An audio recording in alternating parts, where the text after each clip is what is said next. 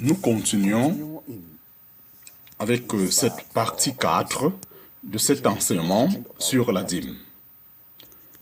Point numéro 3, la dîme de chaque 3 années pour le pauvre, l'orphelin, Deutéronome chapitre 14, verset 28. À la fin de ces 3 années, tu pourras apporter toute la dîme de tous tes revenus la même année de cette 3e et tu déposeras cela. Tu vas le déposer devant ta porte. Deutéronome chapitre 6, verset 12. Lorsque tu auras rassemblé toute ta dîme de tous tes revenus, la 3e année, qui est l'année de la dîme, et que tu l'auras donné aux Lévites, l'étranger et l'orphelin et la veuve, afin qu'ils mangent devant tes portes et soient remplis. Une note très importante. La dîme n'a jamais été dans la Bible une question d'argent. Dieu n'a jamais demandé l'argent comme dîme. C'était soit des animaux, des produits du champ. Nos prédicateurs de pouvoir aujourd'hui disent que la dîme c'est l'argent, c'est questionnable. Ainsi, la dîme se présente dans 3 catégories. Pourquoi est-ce que les prédicateurs n'insistent que sur une seule catégorie et sur celle qu'ils insistent, c'est celle du Lévite ou eux-mêmes, ils s'appellent Lévites. Ainsi, chaque prédicateur qui n'est pas de manière biologique relié au Lévite, dans la Bible, n'est pas un Lévite. Il n'y a rien de ce que nous appelons un lévite spirituel. Parce qu'il n'y a plus de juifs, de grecs, mais un homme nouveau. Et d'après 1 Pierre chapitre 2, verset 9, tout jeune chrétien en Christ est devenu sacrificateur avec Jésus-Christ, notre souverain sacrificateur. Point numéro 5, la circoncision. La circoncision est devenue une affaire nationale. Genèse chapitre 17, versets 13 à 14. Et tous ceux qui naîtront dans ta maison, ceux avec lesquels il a payé avec l'argent, ont été circoncis, et mon alliance serait dans ta chair comme une alliance éternelle. Et ceux qui ne sont pas circoncis, un homme mâle, et celui dont il n'a pas été circoncis, cette âme-là serait éliminée de son peuple parce qu'il a brisé mon alliance. Josué chapitre 4, versets 3, 4 et 7. À ce moment, Jésus-Christ dit à Josué, Dieu dit à Josué, fais-toi des couteaux et circoncis une fois de plus. Et les enfants d'Israël, pour cette seconde fois, Josué a fait donc des épées et les a circoncis à l'entrée de cette porte. Et c'est pour cette cause que Josué les a circoncis. Tous ceux qui sont venus de l'Égypte, qui étaient des mâles, et même tous les hommes de guerre qui sont morts dans le désert pendant le chemin, lorsqu'ils sont sortis de l'Égypte, et leurs enfants qui ont été élevés à leur place. Ainsi, Josué a circoncis tous ses enfants parce qu'ils étaient incirconcis à cause du fait qu'on n'a pas pu les circoncire tout au long du chemin. Ainsi, Jésus-Christ est venu.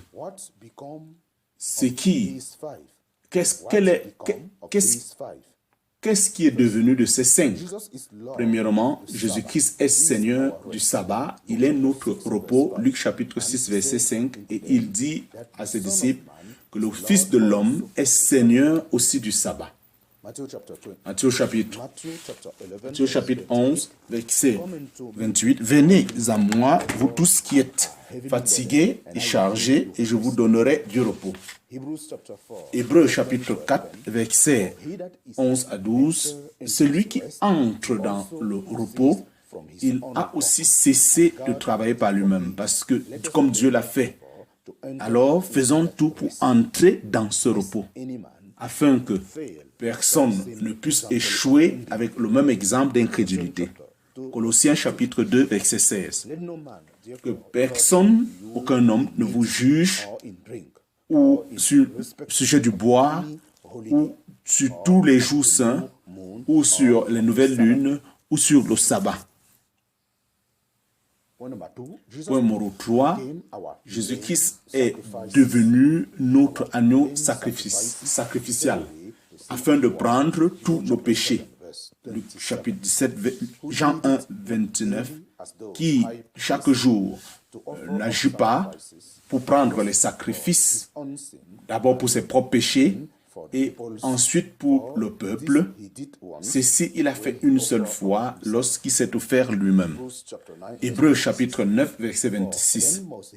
Ainsi, alors, lui aussi, il devrait offrir et souffrir depuis la fondation du monde, mais une fois à la fin des siècles, il est venu afin de mettre fin au péché par son sacrifice.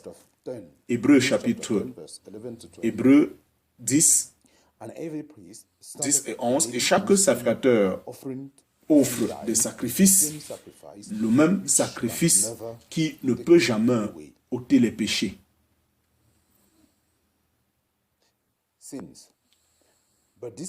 Mais cet homme, après qu'il a offert un seul sacrifice pour les péchés, s'est assis à la droite de Dieu. Point numéro 3, Jésus-Christ est devenu notre souverain sacrificateur dans le royaume.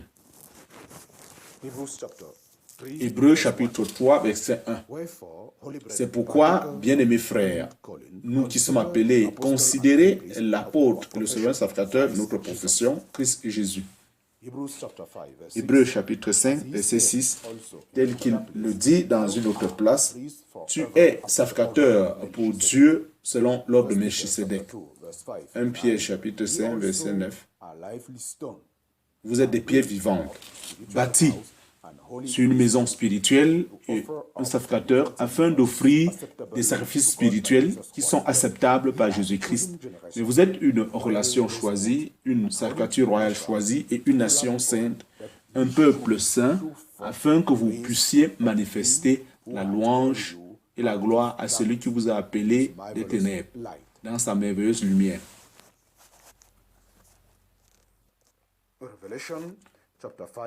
Apocalypse chapitre 5, verset 10.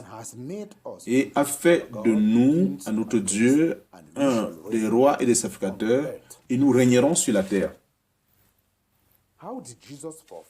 Comment est-ce que Jésus-Christ a accompli cette vérité derrière la dîme?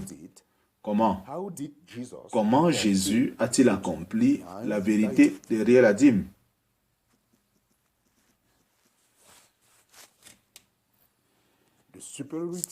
Ainsi, la supériorité de la sacrificature de Melchisedec a été établie par le fait que Aaron, pendant qu'il était dans le sein d'Aaron, a donné la dîme à Melchisedec.